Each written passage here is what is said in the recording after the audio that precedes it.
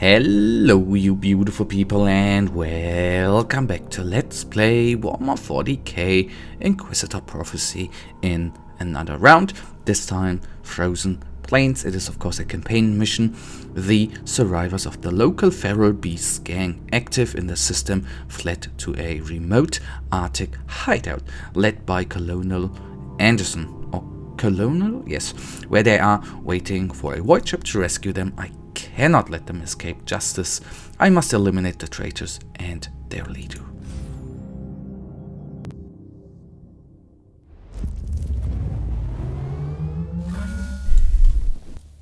Okay, and obviously wrong weapon, and all weapons to be absolutely precise. And of course the title introduced that we are going to have a frozen map, but that is a perch I did not remember and I didn't read out of the pre-thing. But fair enough, it makes... I did wonder if we needed to kill some leaders here, which might have been possible as well. But I'm fine with a perch for a change.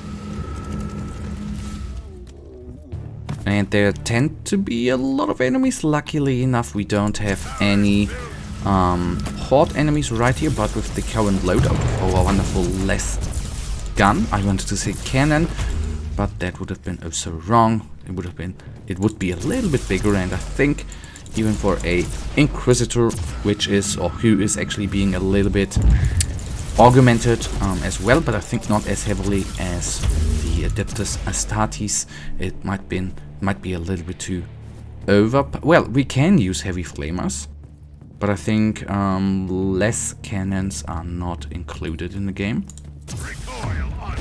as far at least as I bloody remember.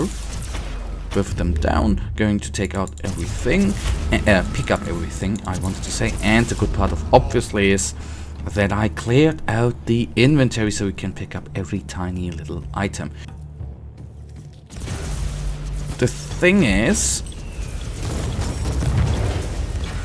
okay, I want to say before I want to clear them out, I want to take down the Vox caster.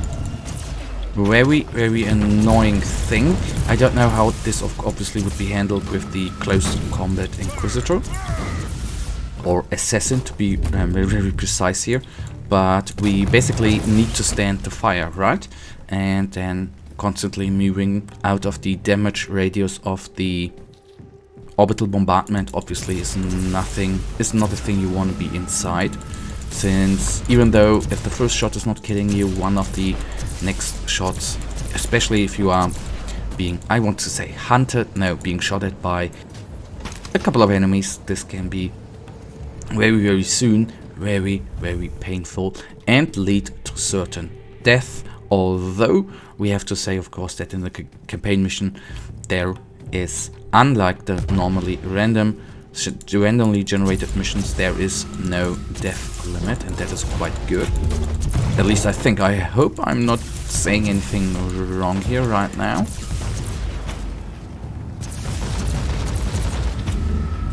Okay, first Ogrin down, which is of course helpful. And this is what I do like very, very much in the end, if you think about our last season's character, which was a Psyker. And I think the character we played before, or the class, whatever you want to call it, was a Tech Adept. So this is the neat part, that all of them three classes for now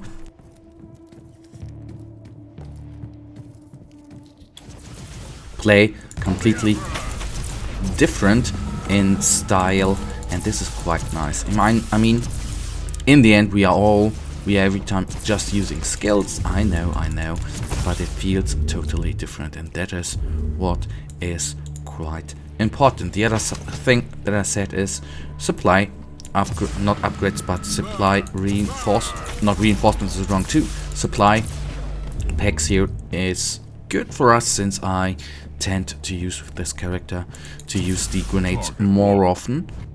I mean, I'm absolutely in, but with the Psyker class, I'm totally in love to rather have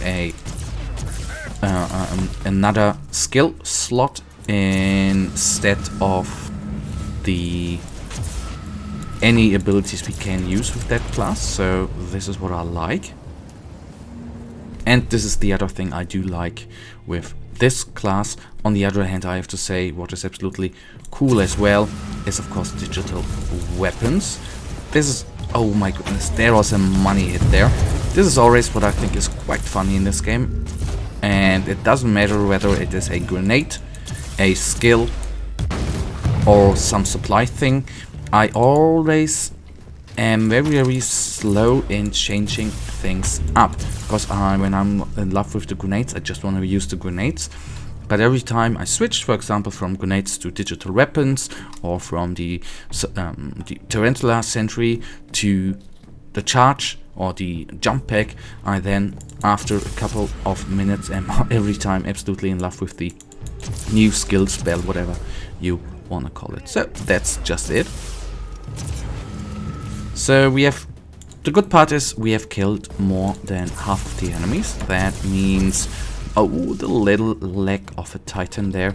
So not too many remain, and then we just have to go one time down there and everything should be cleared out. Actually, I don't know whether this is on big maps like this obviously is. This is a thing which I actually did was when I was a small boy playing Diablo 2 back in the day. Oh my goodness, so many lovely memories there. When I did play Diablo 2, if you have played it, you remember, of course, that the map, of course, had a fog of war as well.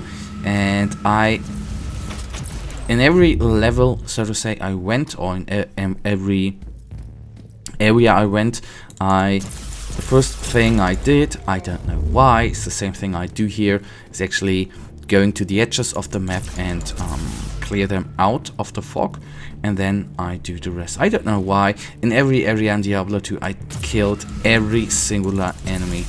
That was maybe a little bit of a time waster, you might argue, but I don't know. This was just the lovely how I played the game.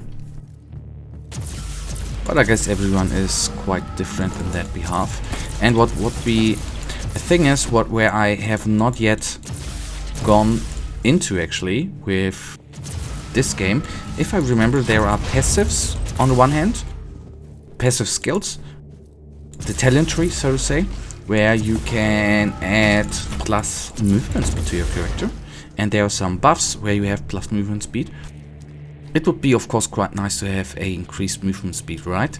We could clear out the levels. If you, for example, have 100% movement speed, the levels would be cleared out in half the time, right? Which might be a little bit useful, although honestly, I haven't looked that up. I ain't certain if we are able to even get to that high level of plus movement speed. But that is something I really would like to do. But well, maybe I even do it with this class. Let's see if we are going to make it in the seasons. If I could place 2 missions inside of 1 episode without going crazy on the time, like going half an hour or something, this might be quite enjoyable, I think. So let's see. As I said, I am not even certain if that is possible in this game. So let's see if we are going to, whether I'm going to comment on that in one of the next episodes coming up in the next couple of days. Not although, I also wonder if there's going to be some sort of bigger enemy, but since with bigger enemy, I of course am talking about sentinels and all that good jazz, but I don't think so. I think we would have already been added. So clean headshot, nice. Grenade out. Always use them grenades here, right? You get refills and everything, so that is quite amazing. Turn around. Okay, now we have reached the 20 enemy mark, which means all enemies are actually being displayed on the map, which is quite good. If you actually, I mean, you could say a positive thing about it, you can say a negative thing about it, but it is, I think, very positive that you don't need to find them by hand, so to say. You can just go there without being frustrated in searching for them. So basically you walk as fast back as these guys actually walk towards you, which I think is quite cool. Like that. Then the last 8, I want to say 4. Are these all 8? Yes, they are. Oh, okay, yes, I want to say no grenades remaining, but there we are. And that, guys, right now already brings us, sadly enough, to the end of this wonderful episode. And you know it, I, as usual, really thank you for watching. If you guys actually do have enjoyed this episode, then please give me a little thumbs up and subscribe. And hopefully I see ya in the next episode. Until then, have a nice day. Stay frosty. Bye.